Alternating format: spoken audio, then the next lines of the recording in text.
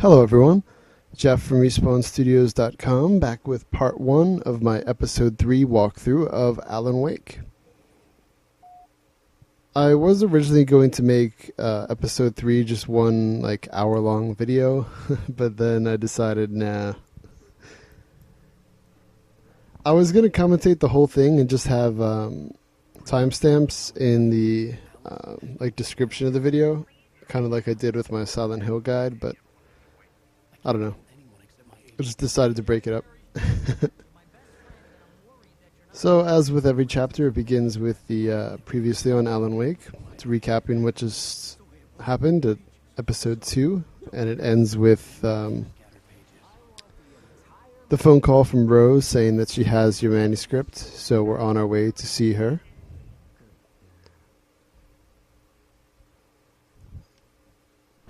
How the hell did she get her hands on the manuscript anyway? I don't know. She's resourceful. I told you were too hard on her. Listen, There is an achievement for the second half of episode 3 to get from one point to another in under half an hour. And I think even if you take it relatively slow, you can do it in 20-25 minutes, so it shouldn't be an issue. Let's make this quick, huh? So I won't be picking up that achievement because, again, I already have them all on this account, my main account. So I'll just point out where the point begins and where it ends when we get to that video. So as we begin episode 3, we're walking through the trailer park. The manager is showing us to Rose's trailer. It's a nice car there. First collectible of the episode is over here on the right. There's a coffee thermos. You could also pick it up when it becomes night in a little bit, but you might as well just pick it up then, because these guys walk quite slow. There's a pretty interesting conversation between you and Barry, and even the manager gives you some interesting tidbits here and there. But again, I've already beaten the game a bunch, so I'm just moving forward. And you probably aren't following too much of the story anyway, since I'm talking over every cutscene and piece of dialogue.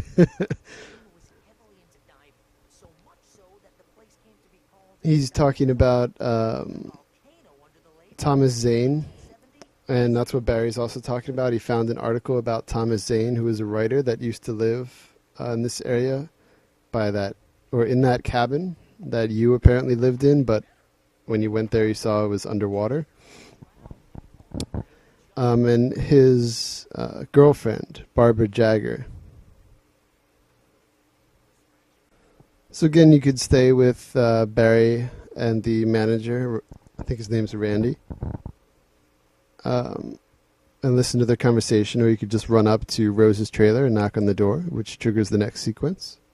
So that's what I do. Welcome And you see her face get right there, taken over by the darkness, so you know she's possessed, but apparently Alan doesn't pick up on it. Oh, yes. Yes. Please. Though he was also looking away at the time. I don't know if that was convenient for how he was standing or not. this is really good. Rose. Barry's complimenting Rose on how good the coffee is, but then they find out it was laced, and they both pass out. And Alan has quite the interesting dream sequence. Hey, Al. Al, what's... Oh. Barry! What? So Rose is certainly not a bad guy or anything. She just becomes possessed by the darkness. And as you saw when she was making the phone call, we have that woman in black in the background. Whoa, almost got an upskirt there. Alan was trying to conveniently fall, I guess.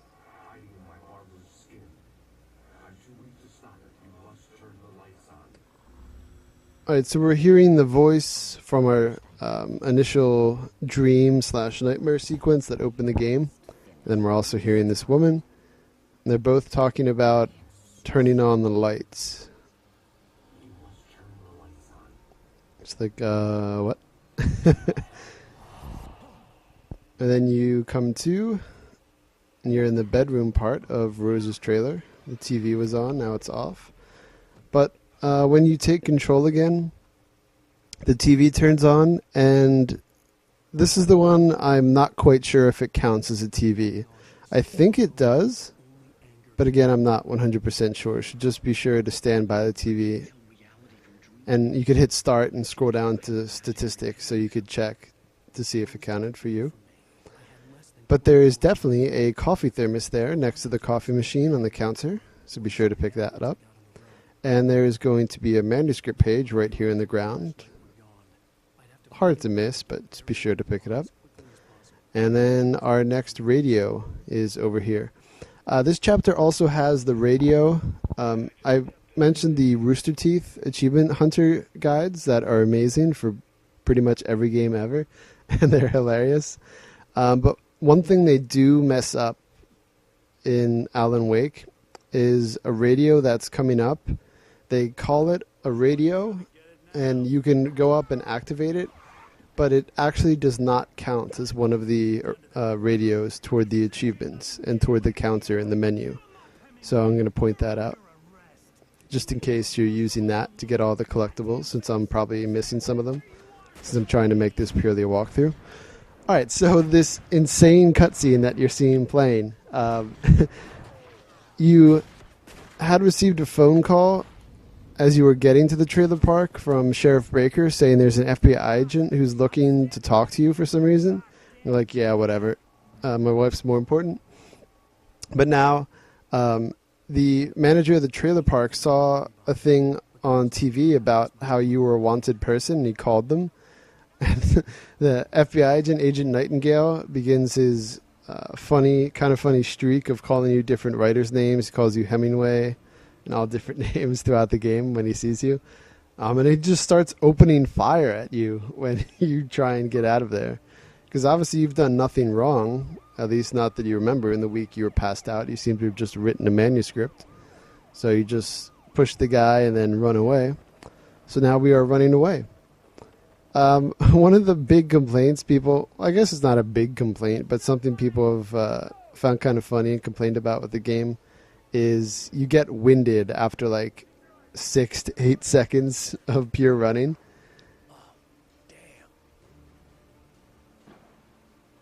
But, I mean, it is kind of realistic. I mean, you would start to feel it. I mean, he's not certainly an obese person, but he might start to feel it if he's not in shape and doesn't routinely run.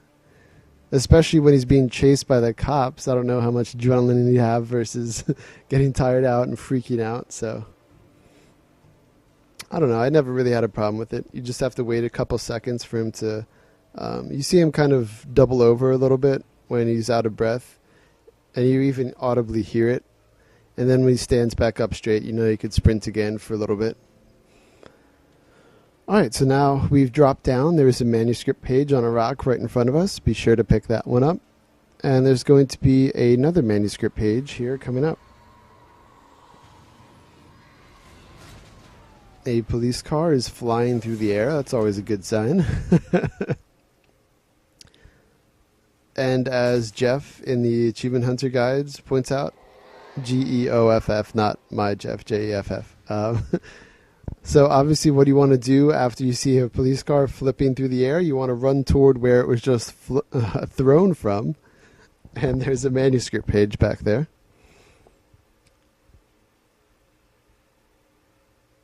Alright, and now we basically just walk for a long time along this path. And eventually, a police search helicopter is going to emerge right by us. But it's actually not really a threat at all, because it's soon overtaken.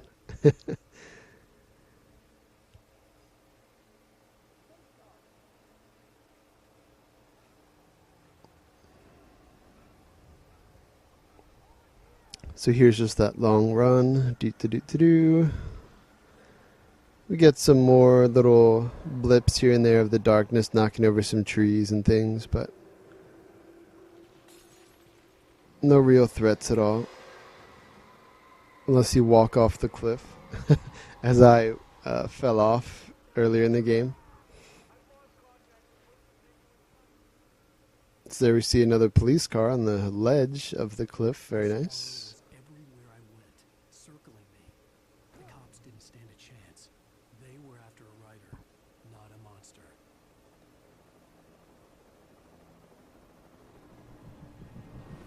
Alright, and there's the aforementioned helicopter. But again, after you're running for a little bit, it is no longer a threat because the darkness birds swarm it.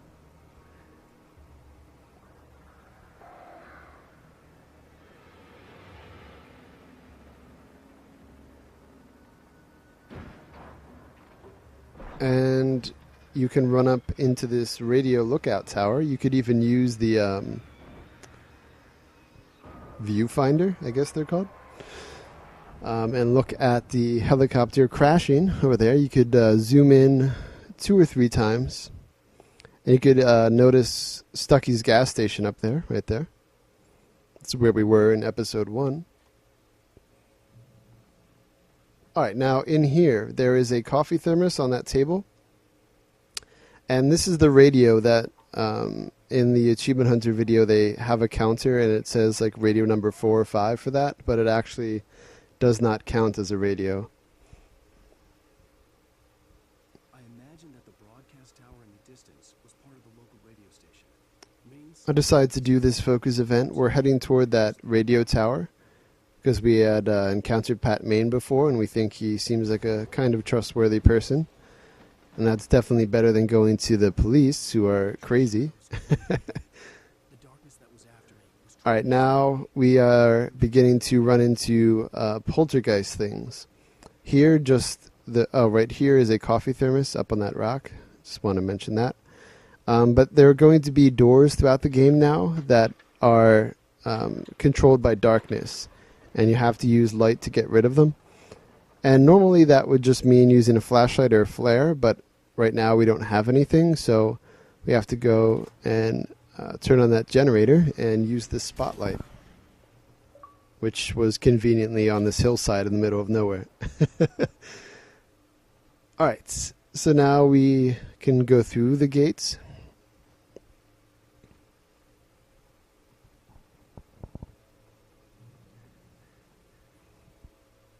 And continue our journey to the radio station.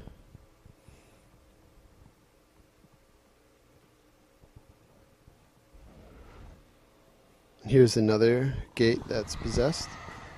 But this is where we get a flashlight back. Yay.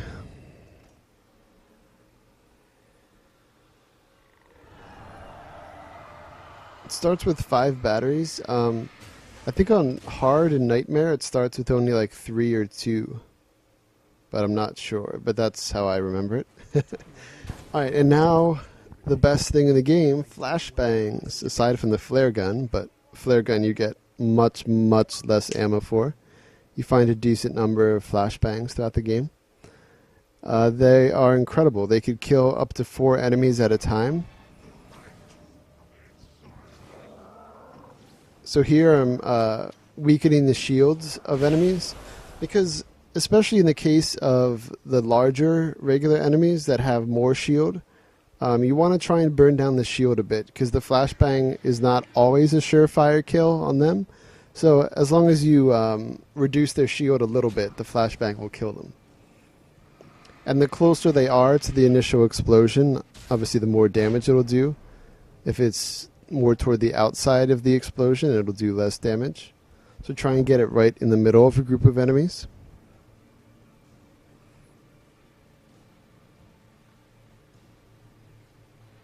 Alright, right here is our next radio that counts. And some more flashbangs and a checkpoint so we could restore health and get rid of enemies.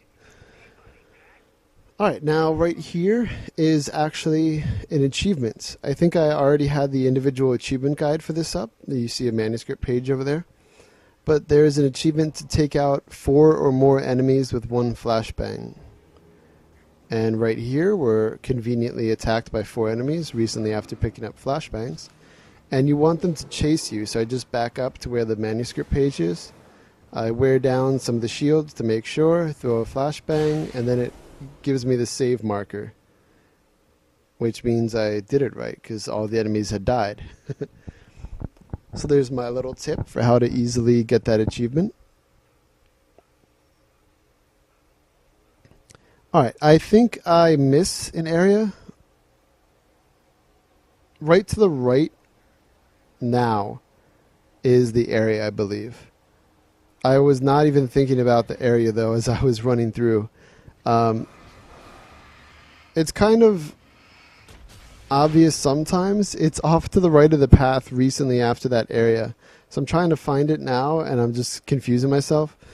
But there is a path off this main path that leads up a trail up a mountainside.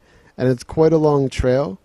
But there's a coffee thermos, a manuscript page, and a couple supplies up there.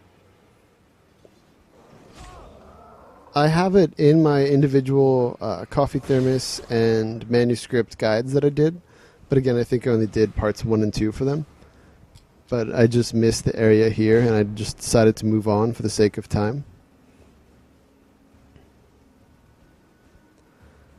You don't have to go to this police car. You could just advance up the hill. But there are 3 more flashbangs in the trunk.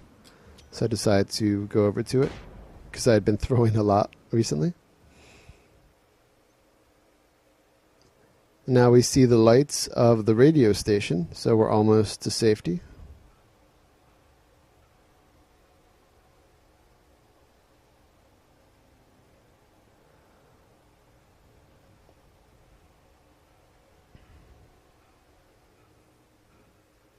And just a side note, really quick, you probably noticed I haven't been doing my usual pace of 1 to 2 videos every day anymore. I'm doing a lot more of a Connect Fitness game to work on losing weight. And Gino has his capture card now, so he has a lot of videos that he's starting to upload. So I'm also not uploading things to allow him to get the views and notoriety. So now you know that both of us will be uploading a lot of videos. Right there is a coffee thermos under that billboard sign. So be sure to pick that one up. And now we run in here. We have to wait quite a while for this caller to finish talking to the radio host. And then he sees you and then buzzes you in. Otherwise the door is locked until he does so. But then during the cutscene that follows, the FBI agent arrives. And he decides to just jump out the window. And then Wake says, my favorite line that he says in the game, I had fallen off so many cliffs it was ridiculous, but I guess that's what you get for calling a book Sudden Stop. It's just always like that. So here's Nightingale again. I think this is where he calls you Hemingway. I think he calls you Raymond Chandler at one point. H.P. Lovecraft. All famous literary names. It's pretty funny. And there, once again, he starts opening fire, and there are breakers yelling at him. So at least we see she does have some sense. But we still decide to jump down off this cliff. And then right when we take control again, he says the line, I'd fallen off so many cliffs, it was ridiculous. Alright, and now we are approaching, poltergeist objects. Not just doors anymore, but barrels and different individual objects, like wheelbarrows, all kinds of different things that are possessed by darkness and come and attack you. They all have the same sort of attack pattern, where they rise to the air and kind of shake in the air for a few seconds and then go directly at you. So ideally you want to aim the flashlight at them while they're on the ground rising. When you see them start shaking, try and get out of the way if you don't think you can finish destroying it before it hits you, because they generally do a lot of damage.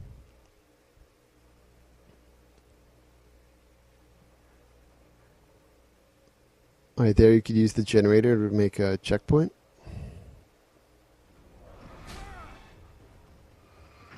I actually nearly die at one point in this video. It takes so many hits from enemies. There's also a point toward the end of the video where if you need a good laugh for the day, laugh at how incredibly bad I am at trying to shoot the explosive barrels by enemies at one of the ending sequences. It's so bad. Alright, this area, a couple things to point out. There's the main kind of broken down shed to my right now. Do not go in there unless you want to be swarmed by like 8 enemies. In the smaller one over here to the left, there is our next can pyramid. So if you're still going for those, for their Carney achievement, that's why I went over there to point that out. Now up here, forward is over to the left, but be sure to come up here to get this manuscript page on this gate. And there's actually going to be another manuscript page down the path to our right, which is heading forward. Now there's a little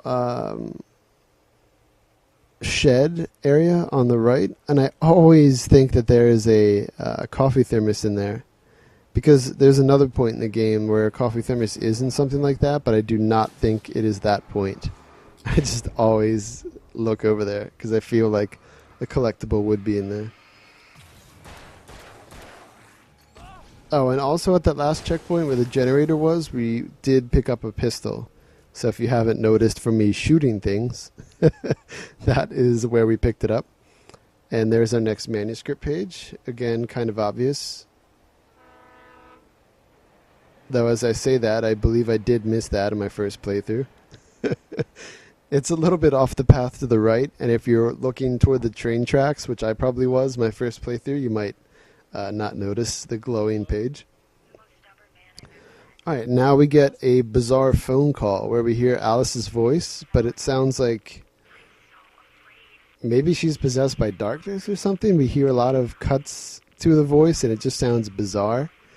But in Chapter 4, in Episode 4 of the game, which again I already mentioned is my favorite part, I cannot wait to get to it, we find out how this phone call was made. And it's pretty crazy.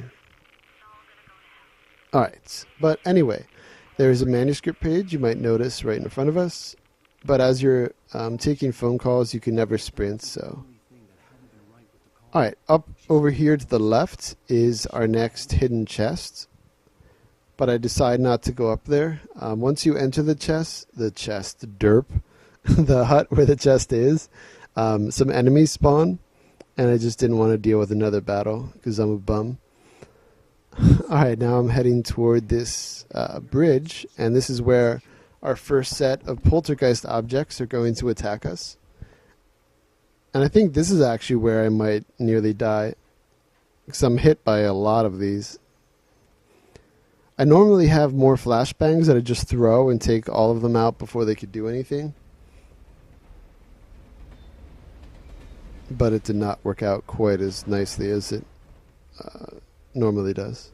The darkness that was pursuing me was growing strong, and it was taking over everything in its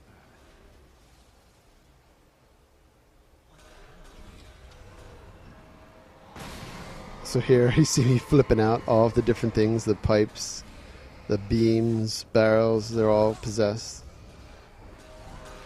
You really can just run past them, though to advance forward you have to break down, I think, 2 beams that are blocking the way. But I try and take them out because they can really continue after you. If they make it out of the bridge, they keep coming after you if you're within range. And now as we come up here, both a wheelbarrow and a regular barrel will fly toward you. Over to the right, you can turn. There is a manuscript page, but it's only on nightmare mode, so I don't point it out here. But there's a regular one right there before we climb this ladder. And now we are going to pick up our first other model of a flashlight. This is just a longer flashlight, which has more battery. But eventually you get a different kind of flashlight that has way more battery and is way more powerful. Alright, so here's the battle sequence. I'm pointing right there because there's a coffee thermos. So pick that up before you head toward this button and hit it, because that triggers the enemies. You can get it after you kill the enemies, but I always just picked it up before. So this is where I'm going to be screwing up a lot, missing a ton of shots. I was even laughing at how bad I was myself right here. I shoot a barrel, I shoot the wall. This is just a travesty. I miss like every shot. It's so bad. Oh my lord.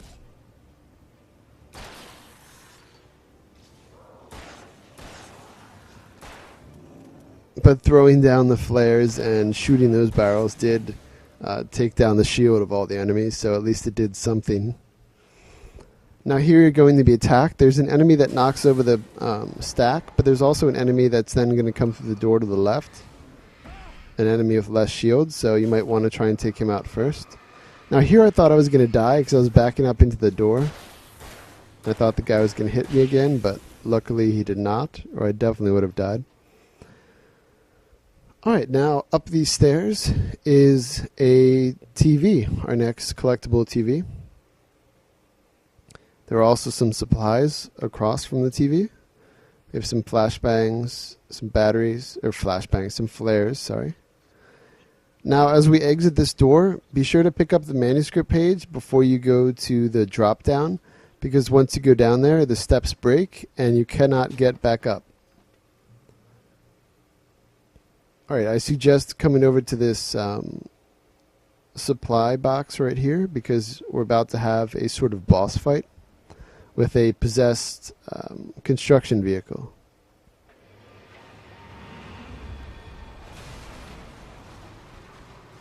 Now this can do a lot of damage, and it could actually kind of get combo attacks in on you. So try and use your flares quite quickly, so it has to run onto them and can continually do damage as it has to reverse over them. See there, on normal it's very easy to take it out. I do not think you get an achievement for that one, but there is an object you do get an achievement for. It might actually be that one. I'm confusing myself again. But anyway, to head forward, you run over to this button, and this is going to end part 1 of this episode, so I decided to conveniently cut it here, and we'll do that next time. There is a coffee thermos in the middle area there, on the back left, sitting on the little concrete wall, and that will do it. We are now going to start with another day sequence for the next part. So thank you for watching. Hope that helped. Hope you enjoyed. And I'll see you for the next part soon.